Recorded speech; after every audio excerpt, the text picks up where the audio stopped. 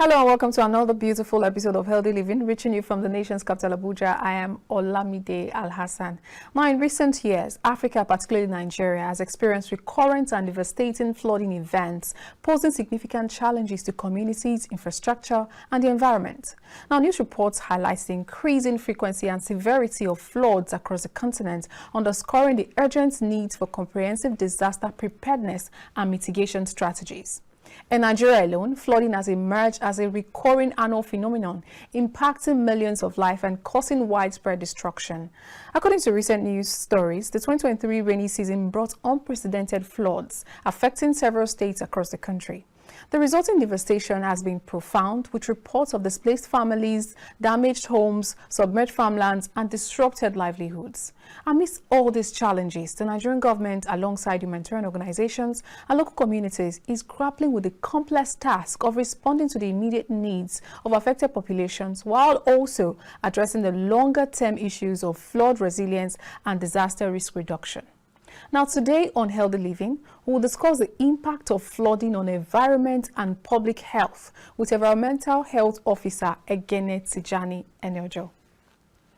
Welcome to the studio once again, Sanitarian Tijjani Egene Eneojo. Thanks for joining us again today. Yeah, thank you for all that you do in order to promote environmental health.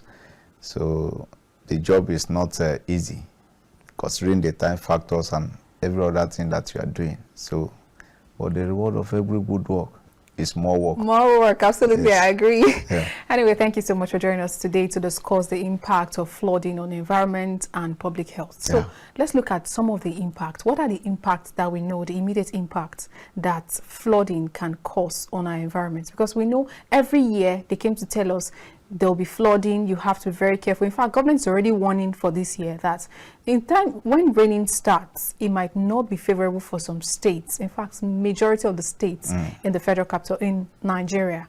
So what are some of the impacts that we may begin to notice when it comes to flooding on our environment? Let's begin with the environment. Yeah, when you talk about the impact of flooding on environment, it is a very elaborate topic to be discussed. And then looking at what is happening in our country, every year they give us the Nigerian meteorological agencies give signs that warning sign that flood will come. This thing is, it is expected of us to also get prepared for the flood at all time.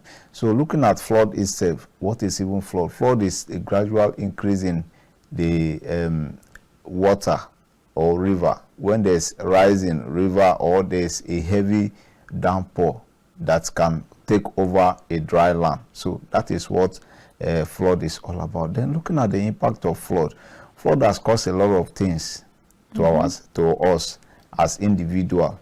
It has taken so many lives. Yes, looking at the ratio of what happened in 2012, how the people has been devastated, how people have lost their life, how the whole house is submerged, the mental health, the behavioral changes and distress that come as a result of this flood. And this thing is something that we always know. And it is as a result of our own maybe conviction that this water may not come to here. We begin to build houses anywhere we see free land. So the impact of flood cannot be overemphasized, and that is why we come out today to discuss so that we can get prepared early. Because as the NIMES has started giving a warning sign, it is expected of those living around the riverine area to start preparing themselves and have the plan of evacuation. Not necessarily when the flood has come, because when you are prepared, you will be able to take proactive measures, even though the flood did not rise to that occasion of the previous year. So the impact of flood has come to stay, and it is our own side to take measures to protect them. So you're looking at the disease it brings to the body, to the public, the disease that it brings about to the environment, the biodiversity, the killings or the death of aquatic lives in water. And when this heavy rainfall wash away the surface of the soil, into the body of water. This surface of soil might be a zoom in of the dead body into the body of water, the packing or washing away the debris, washing away feces, washing away or even taking away all the accumulated where there's a dustbin. You understand? Very where people well. used to drop a dustbin before. You can wash all of it into the body of water, and then the aquatic life in the body of water is affected due to the increase in chemical oxygen demand in that water, leading to all these fish animals into what? Extinctions, because the presence of that chemicals and other debris will make them uncomfortable, and some can die as a result of that practice. So the impact of flooding to our environment cannot be overemphasized, and we must look at it critically from the early signs and early warning that the government is giving now, so we can prepare ourselves ahead of time. So, all right, in as much as we want to discuss the impact, I feel like it's also important to understand why there's flooding, because before now it wasn't this bad. So why is it that it has become, rainy season has become a feared and a dreaded season? I remember there was a time when I was resident in Warri, Delta State, I took an accommodation somewhere. I took it during the dry season, so I didn't know what it was like during the rainy season.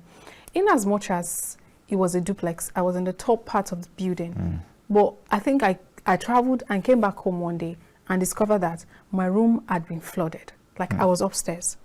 All of my clothes, my wardrobe, like water got in. And I was asking myself, how did this even happen? It was not like that. There have been residents in that accommodation before I came. And they were like, oh, I don't know. These days, the way the rain is falling, it's inexplicable. It looks like everywhere is going to be flooded in years to come. You know, why do we have rain falling in excess that some of our river banks begin to overflow? It begins to affect the entire ecosystem. Why is it now like that? Now, looking at the reason why we have this problem most recently, you know, you can't take the impact of climate change from this perspective.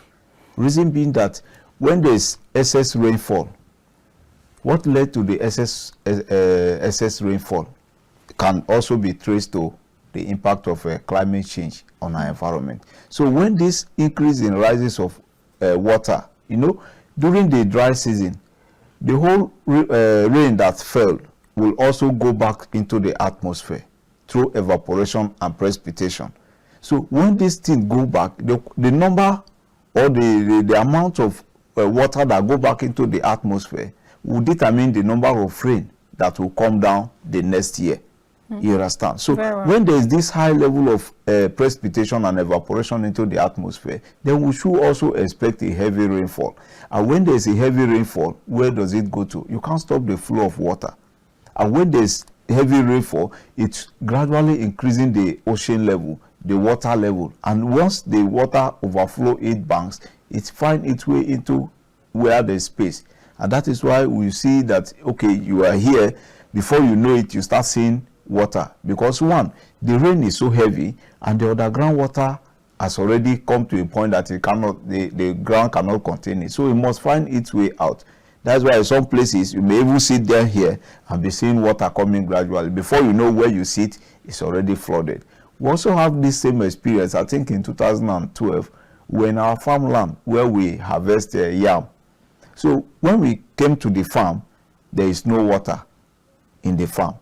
But before, do you believe me that before we left the farm, the water began to come to our destiny. So the next day we cannot come there unless we come with a boat. So that is the impact of climate change. All these things as a result of what? Climate change. We play deaf ear to climate actions. And that is why whatever you give into the environment is what the environment is giving you in return. How many people have planted tree, even though we have continuously advertising or promoting the planting of trees? Planting of trees also helped in reducing this level of flooding. Oh, okay. Yes, because deforestation is one of the factors that increase the flooding. So when you replace deforestation with reforestation or reforestation, you see that it will help to mitigate or serve as a wedge for the flooding not to come. So you can see the impact and how you were so mentally disturbed when you notice that, okay, the down floor is flooded. Even if you stay in the upstairs, are you going to stay there for life? At all. Then what is the capacity of the building to withstand the strength of the rain? And you know that when flood is coming like that, it washes away the ground part of the erection, leading to collapsing of the building. You can see the stress we pass through as a result of this. So it is encouraged that we should take climate actions very, very seriously. Individual and collectively can do better, so that we don't have to be complaining about flooding all the time. You know why I'm just surprised? Because currently we have an extreme weather situation, especially when it comes to drought and everywhere being so dry, the floor so hard, the dust, the sun, it's like in excess. Now you'll be wondering why, if we have all of this in excess, it means that the lands are very dry, which means that no matter the kind of rain that should come, we should be able to absorb them, you know, very well without us having flooding situation. But that looks like, from the warning so far, and from looking at 2023, in fact, I'm not even going to use 2023 as our baseline now, because the kind of sun we've experienced even in 2024 is nothing compared to what we experienced. It cannot, 2023 can never be compared to 2024. So which means that maybe we should have more dry lands, and maybe by the time the rain falls, we should be able to absorb it, you know, and us not having a case of flooding. But with NIMET's warning here and there, it's begging for question that should we really be scared of what's going to come up on us when it comes to this rain that is falling in 2024? Where do we stand? The thing is that we have to be very cautious, and that is why the early warning help for measures that you need to take place.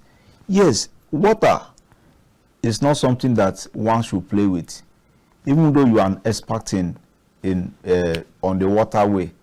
Definitely, they say what you know is what may likely kill you. Yes. So once you see that, okay, flood, they have given a warning sign. What effort are you making? What effort are you taking? You understand? Because many people do not even have the fear that, okay, even if this flood comes, I am not going to live here. True. Because of what? Overconfidence. So this thing has taken a lot of lives, you know. And they are giving you a warning. Do this, do this. These are some of the things that you should do. We have to start fearing, because water is not a friend of anybody. So do what the government is telling you to do. Leave that place. Prepare. Have a plan that, okay, even if this rain comes today, where will you go to? And it is not even the time to equip those within the riverine area, to equip the room with everything. You can take what you don't need now to a safer place, so that when flood come, you'll not be running helter-skelter to pack those things at that point in time, because you may not have the time. But then, let's look at it from this angle, because it is what people have that they tend to treasure. Now, this is the only land you could afford. You built your own house, or this is the house you could afford to rent, and then you have this as your accommodation, and then suddenly they're telling you that this is your environment where you could afford to pay the only money you can afford to, you know, have a shelter over your head. They're telling you that it's going to be flooded, so you need to move out of there. It means that they're rendering you homeless. What solutions are there? Is it just to move away? What things can we do to mitigate those flooding, to stop it to the point that I can still live in my house under my roof and I will not be flooded? Now, the thing is that, you know, many people play a deaf ear to warning. Okay. There are regulations on land, right? And that is why you see that for us to have a better environment and free flood environment, it is the responsibility of everybody, individual, community, government officials, and thereabout, to make sure that these things is corrected. On you as an individual, what effort have you made?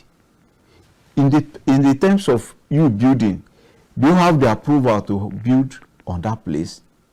Is the place you want to build a waterway? Right? Is it a green land? What approval do you have to build where you want to build now? We have to take it into serious. Many local community can come and sell a place for you today. They say this place, road pass here, this place, water pass here. At the end of the day, they will sell everything without considering your own effects or what may likely come for you. Check, for example, somewhere in Abuja here, I think in 2023, and the whole estate was flooded. Yes, an estate in Lugbe. Yes, because when you go into the master plan, you notice that that place is a non-residential area. But because just give it to me, everybody, you know, that is why one of the things that is also affecting the government at all sectors, because even if somebody tell you that, okay, give it to me, you should be able to advise this person that this place is a no-go area. And if you must do this, there are certain things you need to put in place, like creating a bridge, construction of proper drainage systems, and then a building of a catchment pit for it to be able to withstand, or a barrier for it to be able to stop any form of flowing of water from anywhere. But people play a deaf ear, and that is why for us to get it better, all hands must be on desk. We must be able to put individual perspective into correction. Community has to come in. Everybody has a role to play. Even as an environmental health officer, why we are here is public enlightenment. True. Yeah, for the public to get knowledge of what is to come. What has happened? What have you learned from what has happened? You know, if you plan and fail, can guide. You have failed before. At least experience. At least it's an experience. Then what effort are you making this year? Now that you are hearing that flood is coming, what impact, what effort have you made to be able to withstand even if the flood come another time? So the solution lies in our hands. Collectively, we must fight it, because even the flood, we cannot totally take away the risk of flood. What we do is to mitigate or to reduce it to the barest minimum.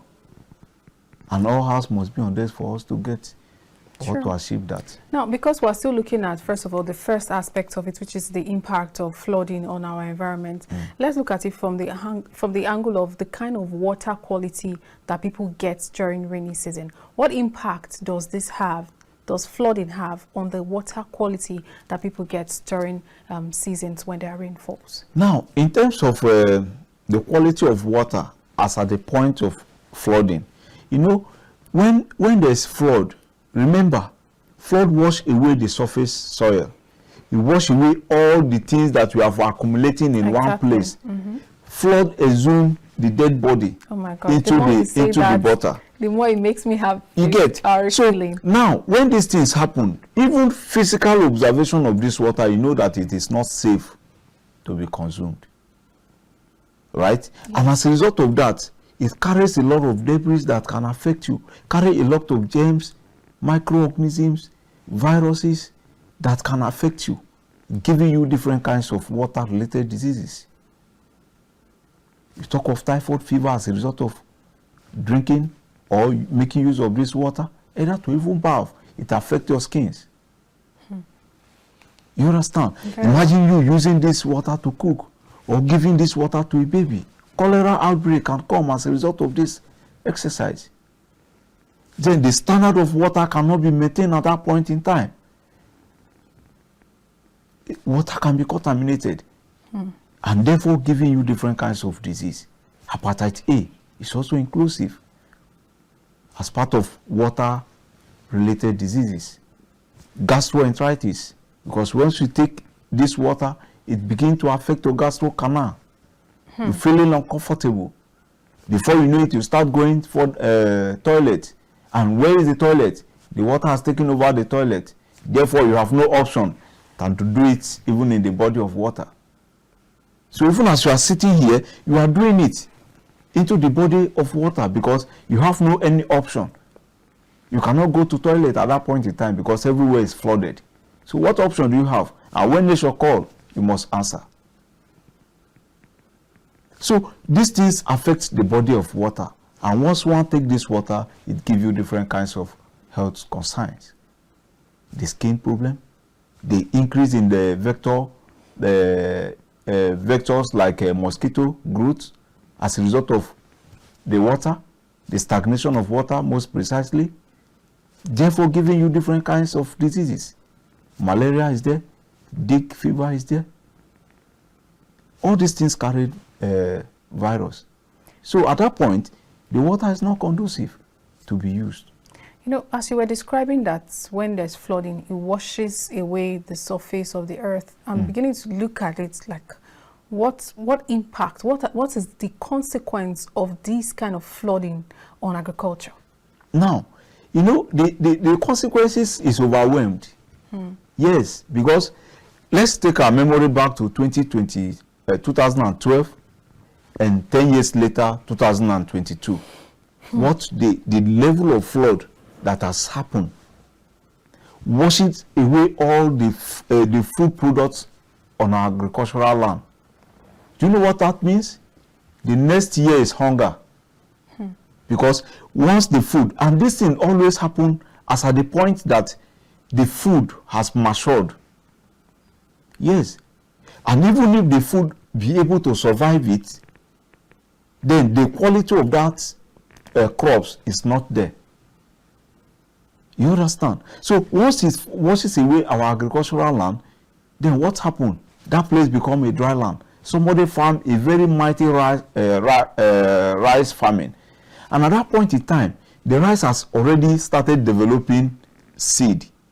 And water was on this rice for a period of 3 days. What happened? It's dry off.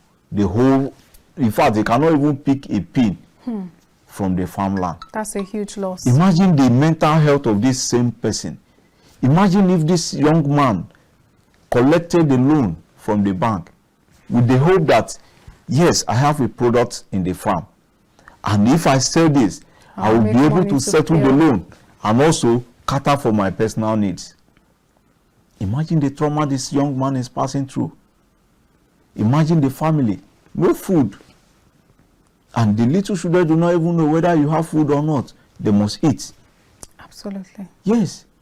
So food insecurity is there because we cannot secure any food any longer because the flood has washing away the surface of the land.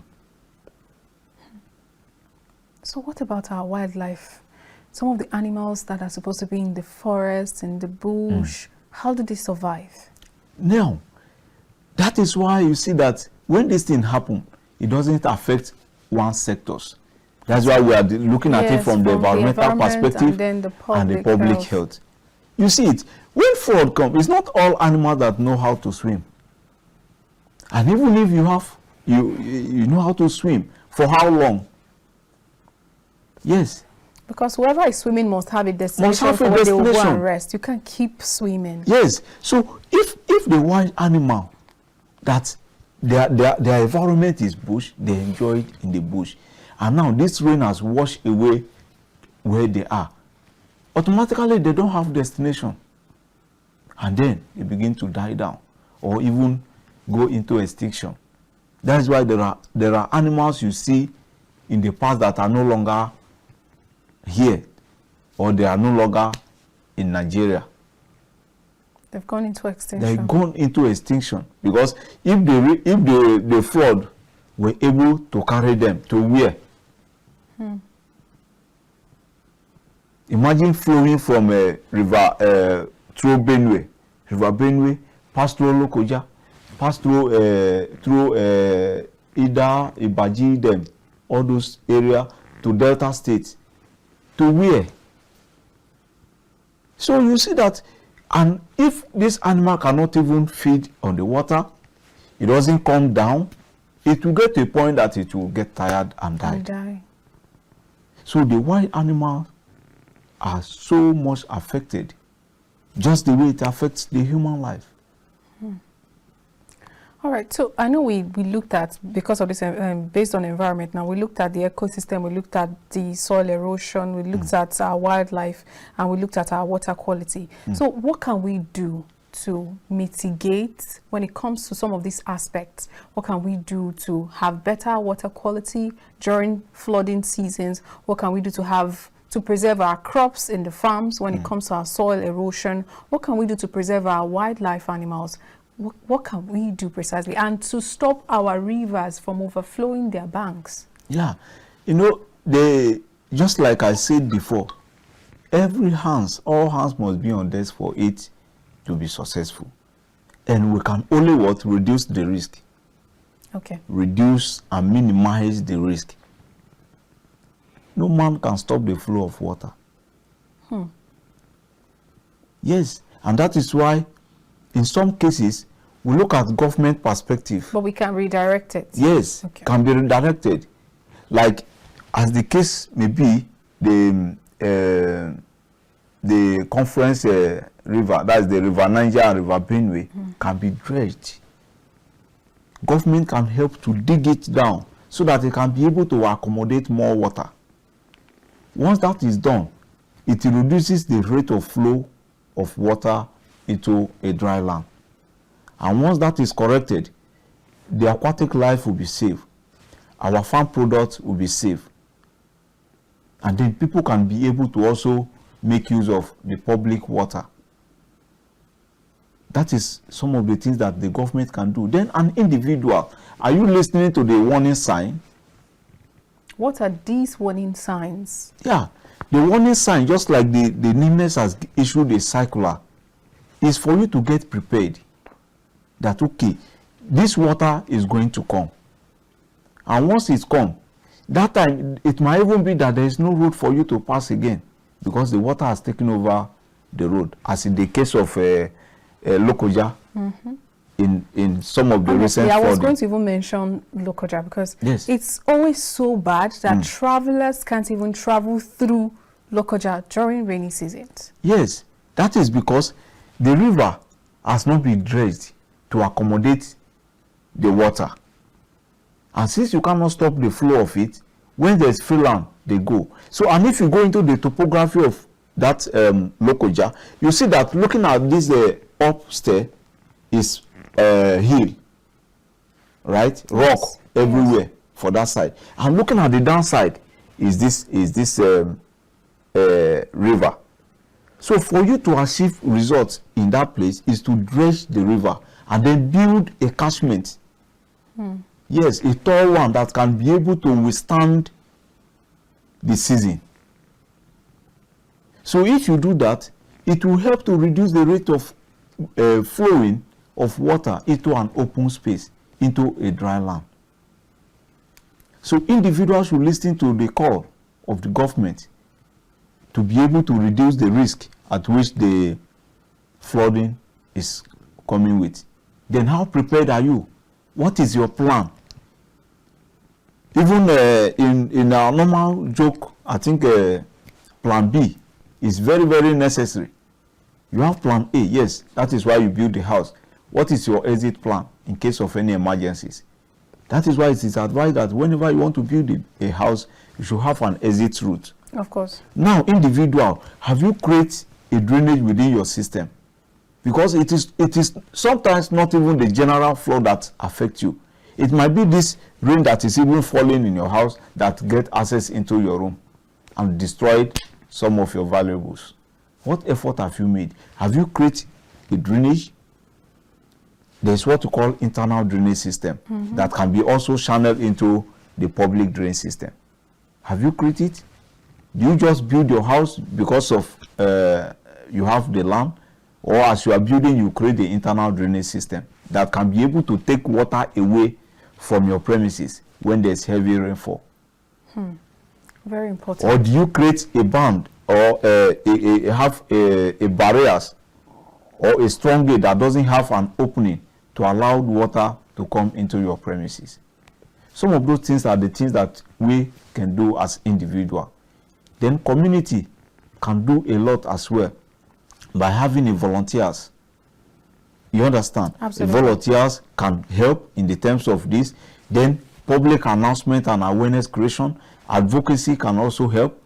Then joining hands with other influential people to help in mitigating flood actions can as well help.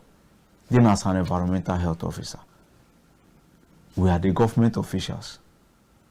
that go about to tell people, now NIMES have given instructions, do this, do that, listen to us, create a barrier, take away your valuables into a place that may likely be safe. Have one-on-one with them, educate them on the need to do these things. And once you do that, it will help you. Give them reasons, because at that point, once there is flood, in fact, majority of people behave like mad people. True. In fact, it's a lot, because it's really there. Yes. It's really, They really behave like mad people because you are so devastated. You don't even know what to do at that point in time. But if you stick to the early warning signs, you will be able to manage your mental health at that point in time. Thank you very much, Santeran Tijjani Egene Eneojo. You're really, really enlightening us and opening our eyes to a lot of things. Thank you so much. But let's go on a quick break. All right, viewers, let's go on a quick break. We'll be discussing impact of flooding, I beg your pardon, on public health and, of course, our environment. We've just looked at the environment, and when we return from this break, we'll be talking about the impact of flooding on public health. Stay with us. So we're still discussing the impact of flooding on environment and public health, and we've actually discussed deeply about the environment, the impact of flooding on environment, and now we're moving on to the impact of flooding on public health. Thank you so much for enlightening us again. Thank you for having me. All right, so let's talk about some of the impacts that it has on public health, especially when it comes to some of the little waterborne diseases that it can, spring up during flooding season and then tend to affect our health. Now, looking at the impact it has on public health, when flood arises, just like we're discussing before, everybody will be so scared. That alone can take life. Yes, flood has taken so many lives. Many people have died as a result of flood. Many people have drowned as a result of the actions of flooding. Looking at the health issues, the water-related diseases, just as we rightly mentioned, the cholera, the hepatitis, the gastroenteritis, the diarrhea, the dysenteries, the skin problems that arises as a result of the flood actions. They're moving away to the vectors. That point in time, there will be increase in mosquitoes, which can in return give you malaria fever. There will be different kinds of diseases. The skin problems, as you drink the water, you must drink the water if you don't have option. The dryness you have, the pneumonia as a result of cold, the bronchitis, different kinds of disease that may arise as a result of the flood actions. So public health is so paramount that we look at the health of the general public, because our slogan says the health of a single man is the health of all. Absolutely. So what effort have you made to protect your health, to protect the public health?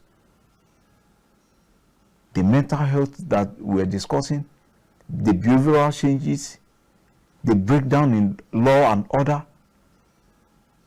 You understand? Absolutely. Some of those things are factors that affect our life. You cannot expect power supply when there's flood. Because water reacts with the light, or light reacts with the water. And it puts you even at risk. And puts you even at risk, leading to loss of life and property. The road that damages as a result of the impact of flood, the public health that it affected, people that's supposed to be rushed to hospital may not be able to go because of what? Flood actions. When the road is break, and you do not have access to a canal, what do? You remain where you are. And that alone can take one's life. So public health is important. And it is important to also educate people what flood can bring. The overcrowding that comes as a result of evacuation. You go there, you see them, and in that case, how many toilets can you build within that short time? People are displaced. Their mental health is affected. Coming together in this as big as here is, may take up to 200 or 300 people. How do you think they can cope? overcrowding, leading to different kinds of airborne infections, airborne diseases, lung problems, and other related issues. So the public health is overwhelmed if we do not take measures to curtail the flood actions or to minimize the flood actions. Now, you listed a couple of waterborne diseases that, you know, we can actually contract during flooding seasons. But how can we prevent them? Now, the only way we can prevent them is first to control the flood actions. Yes. And then, if you even store water at that point in time, how will you be able to have access to water? Because lack of access to clean water brings about you taking the one that is available. And as a result of that, affect your life. And that is why you see it, the immediate impact of flooding is disease outbreak. Here and there, you see people falling here and there because they do not have access to clean water. They do not have access to clean food. What you see is what you eat. Then how do you do? You cannot take a dry fasting. For how many days? How long are you going to stay? Months, maybe. In some cases, months. In some cases, 2 weeks, 3 days, 1 week, as the case may be. So we can only minimize it if we are able to take proper actions to mitigate or reduce the flood actions. That is the only best way. Because when there's no water, you take the one you see. When you have no food, you take the one you see. And as a result of that, damages your system, bringing you down to different kinds of diseases. You know, another thing that I realized is that during rainy season, flooding and all of that, there tend to be much more weeds growing around the environment. And then there are also issues of vector-borne diseases, like we have mosquitoes disturbing, you know, from there giving malaria and all of that. So how do we even manage this one too? How do we protect ourselves from all of the things that eventually comes back to us when it comes to the post-flooding era? Now, you know, when there's overgrown weeds in an environment, it's a nuisance. Now, going by the definition of nuisance, nuisance is any act, omission, places, or things that is or may be dangerous to the health of man or animal. So, overgrowing weeds that brings about the increase in vectors is what? It's a nuisance, and you ought to clear it.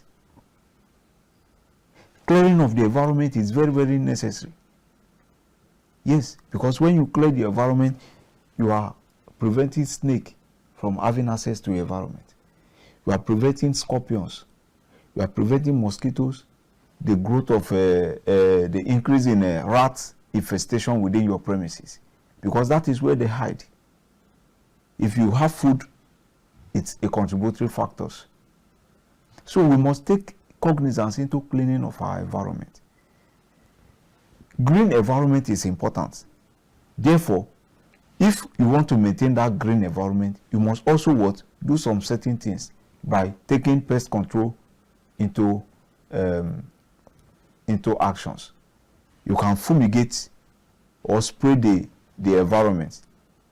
Okay. Yes, there's chemical that can help in keeping the vermin or vectors away from your premises. But these chemicals, can we use them during the flooding season, or it will have to be after the flooding season? It will have to be after, because whatever you do, the flood wash it away. I thought so too. So immediately after the flood, you have to do general cleanup, general sanitation of your premises, then do thorough disinfection, because even the water that passes through you do not know the content of the water. Just like we explained before, it packs different kinds of things. Even the soakaway can collapse in these actions. And then everything will be emptied into the body of water. And this thing is coming, carrying. Have you seen where rain fall and you see different kinds of waste on the body of water? That is how it is. So imagine when a soakaway that has been used for over how many years is emptied into the body of water. and then you come and after the flood, you do not take cleaning serious, you do not disinfect or fumigate your premises to ensure that those germs, those bacteria are die off, then you expect to come and stay there healthy. No. First is to clean the environment. Second is to take disinfective measures by cleaning the premises, and as well fumigate for other vectors that may settle in your premises. You know, there was also something you mentioned about mental health impact. You know, I'm looking at it from the angle of you've been asked to leave your home because of flooding, or you probably did not even plan it. You probably just get to your house and everywhere is flooded and you have to leave your home, you are displaced that instant. I'm looking at some of the impacts that this has on the mental health of individuals, communities at large. What are the impacts that it has? Now, the impacts of mental health cannot be overemphasized. That is why you see that at that point in time, you see behavioral change of people, the stress they pass through, the anxieties and fear they are exposed to. This does not limit to one person. You can see that in the faces of okay, let's do a random selection of 10 people from this community. All of them are passing through the same stress. And that is how it affects them. Some go into this depression because they do not even know where to go, where to hide as a result of this. And that is why government need to help to provide a mini resettlement area for that within that period. Yes, and then it is not even when the flood that has happened that we should look for where to keep people. That time, as in 2012, I remember vividly where people were evacuated from different houses into primary schools. This primary school, there's no mosquito net. There is no proper even windows, right? They are exposed to different hazards.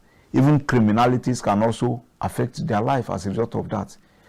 Some valuables have been lost, even if you left your home because of the warning to another place. How safe is your properties? How safe is your valuables? So some of these things bring mental stress to people. And then these people need to be talked to, they need to be addressed, they need to be educated, and they need to be guided, so that they will not have this mental problem forever. Otherwise, some people can go into mental illnesses as a result of these actions. Dementia, they cannot think forward. I'm beginning to look at it, but then what can public health initiatives do, you know, to help somehow take away these mental health challenges after a flooding disaster? Now, after a flooding disaster, these people need counseling. The public health need, like environmental health officer and in collaboration with other stakeholders, need to meet these people to calm them down, to talk to them. This is not the end of your life. You are alive to build this. You can still do more. As long as there's life, there's hope. So calm them down, talk to them, continue to check on them. Because so many people are dying silently. It is only when you approach a person that you know that this man is mentally unstable with one issue or the other. After the flood, you evacuate people from their house. Now, the flood is over. You allow them to go back into that same environment. What mental stability do you think they will have at that point in time? Losing all they have. Some may even come to their house and see that their building has collapsed. What do? Everybody's hands must be on desk. Influential people that can help. The government can build a mini resettlement for them. That is why we have IDPs. It is not only when there's flood that we should look at what are the content of where these people are living, because they are human too, and their mental health is important, so that we prevent future occurrences and what we call criminalities in our society. Because if this person has a valuable and he cannot have access to it as a result of flood, what do you think this person will do? Begin to have a different mindset. Let me see. If I cannot see my own, that means someone else take it. Then let me go and pick someone else's own. And as a result of that, you see different kinds of criminalities in our societies. Talking about displacement now, another thing that struck me is the fact that there was a time I visited an internally displaced persons camp, and they were so crowded that some of them were even falling ill. no adequate health support for them. What do we do? How do we, how do we take care of these displaced persons due to flooding and give them equitable access to health support? Now, one of the things that is very key in this is to build a large resettlement center that can accommodate number of people. Also in preparation for flooding? In preparation for flooding. Okay. Yes. You have it standby. People should be there to monitor it. And in that building, in that structures, there should be health facilities. There should be healthcare facilities where these people can have access to free healthcare system. They are not going to live there forever. Immediately after the flood, they go back to their various destinations. Yes. Then you follow them down to see how the government can help, how NGOs can come into the aid of these displaced people. If you come to an IDPs, those that are even displaced as a result of insurgencies, you see that they are not having a good life. Some are not even having food to eat. Yes, they don't have food to eat. And then there is no proper facilities. Toilet facility is not there. There is no proper water facilities. So if they do not have access to these things, don't you know that they are dying down gradually? They see their children that cannot even compete with other people's Especially children. because they were very okay themselves. It's Yes. just environmental factor that has led them into this. Yes, they were very okay. And these things is a factors that must be looked into by the government, and all hands must be on desk. And then, as an environmental health officer, you have to educate the people. Talk to them. These things is not a death sentence. It has happened, the flood has come, and then it will go. After a while, you'll be relocated to your house. These people should be what? Educated. They should be encouraged that this is not the end of life. Okay, but there's something that I'm wondering. If we know that some environments are prone to flooding during rainy seasons, why won't we just take them out completely from human accommodation, especially when we're doing our normal, usual planning, urban planning, rural planning, and all of that? So why won't we just take them out completely and say, okay, this place is not habitable for humans? What about that as an option? Yeah, the option is okay, but people do not want to take responsibilities. Before you get to that place, just like I said before, is it approved? Are you informed? Is a waterway? Do you buy the land from who? The local authority or government authority? Because if you want to get any facilities in any states or any local government, there should be an approved building plan. There is a place that you do not have to build mosque or church or any recreational activities. But you see people building in that place. You go around now, you see mosques attached to building. You see churches attached to building, or even in a community. Do you know the impact of those things on our health? That is why once we go out, we educate people. Take for instance, the church. You have a vigil all through the night. What is the mental health of people living around that place? They cannot sleep. Noise pollution. Noise pollution. The same thing happened to mosques. Calling of Adu-Abi.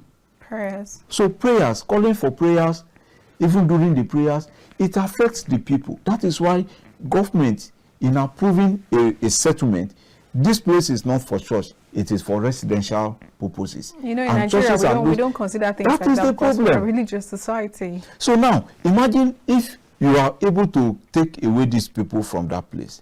Do you think that will end it? Because you have done to one person, some other persons will do it so that it can be done to them. Take responsibility.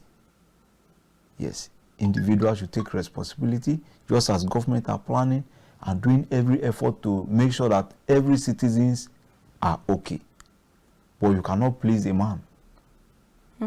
So as we douse down now, what are the things that, like you said, individuals must take responsibility? What are the things that we as individuals, because I want us to look at it from individuals to public health officers and then to the government. So what can, first of all, individuals do consciously to avoid flooding season or to protect themselves during flooding seasons? Now, an individual can listen to news, just like we are discussing here now, that, okay, flood is coming. Evacuate yourself.